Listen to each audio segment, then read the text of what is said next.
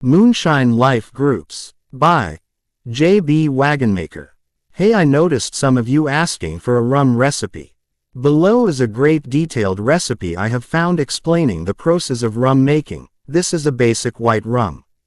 Light rum and Caribbean rum are infused with fruits and spices during distillation. Also aged with oak for color.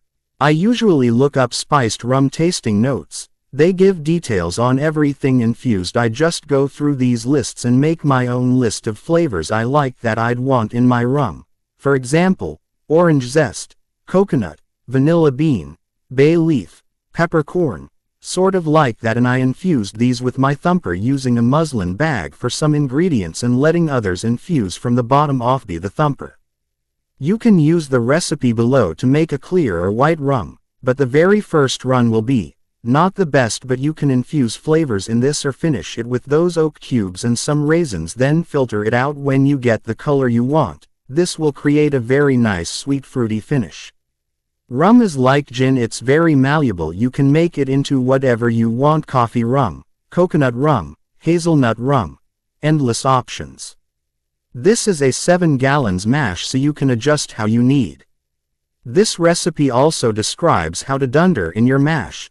This is sort of like sour mashing a whiskey, or using a dunder pit, like they do in Jamaican rum. Rum become generational with small bits of all your previous runs, creating that sweet caramelized flavor we know as white rum. Here's the recipe. Equipment and ingredients for a 7.1 US gal wash. US gal. First wash. 8 gal fermenter. 2.1 gal of molasses, a smidgen over 2 will do. Contents of 1x vitamin B complex capsule or 1x ground up vit B tablet.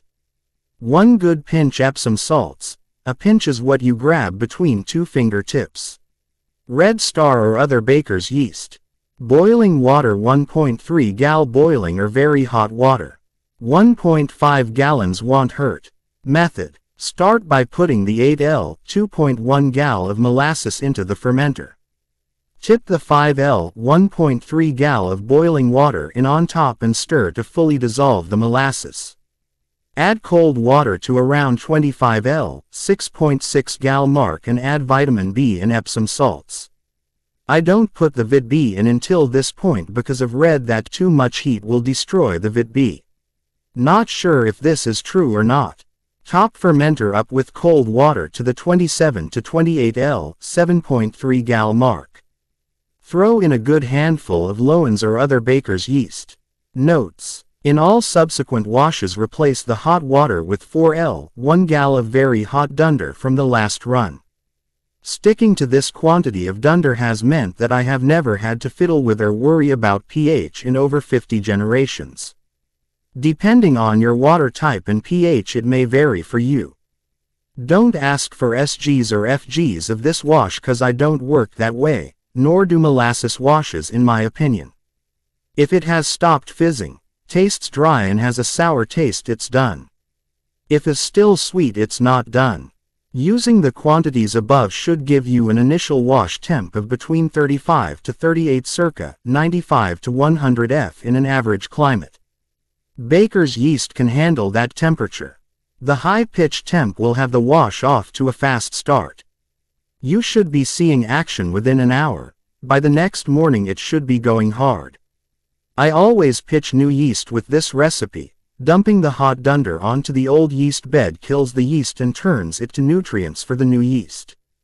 You can add cold dunder and let the old yeast bed do the work again if you wish, but the ferment will take a lot longer to get going and won't be as vigorous as it will using hot dunder and fresh yeast. In warm weather conditions, this wash should be done in 5 to 7 days, sometimes sooner. Don't panic if sometimes it takes longer. I've made this wash in many sizes from 28L 7.4 gal up to 180L 47.5 gallons. It should scale up to any size you want without trouble.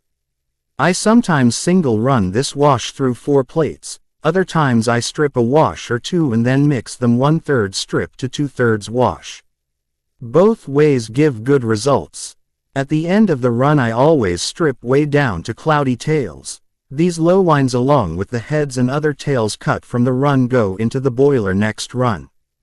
Cuts. I don't like headaches and I don't like the taste of tails. I keep hearts only. Some people may venture into some of the very slightly heads and tails jars. If you want to go down the path of adding heads and tails, that's your choice. OAKING in aging. This rum is pretty rough straight off the still. 3 months on oak it gets better. 6 months better again. 0.12 months and longer. It just gets better and better as it ages, in my opinion. Everyone likes different things when it comes to oak. I don't like char or French oak in rum. Char gives it a smoky taste and French tastes too sweet to me. Experiment and find what suits you and your taste buds. My favorite is medium toast American or Hungarian oak dominoes or medium toast home toasted sticks. Both give a different result, but both are good. I use 1x homemade stick roughly 3/4 inch by 3/4 inch by 6 inches per liter. If using dominoes, I split them in half lengthways and visualize a similar amount of oak. Good luck. Moonshine Life Recipes Group. Cheers.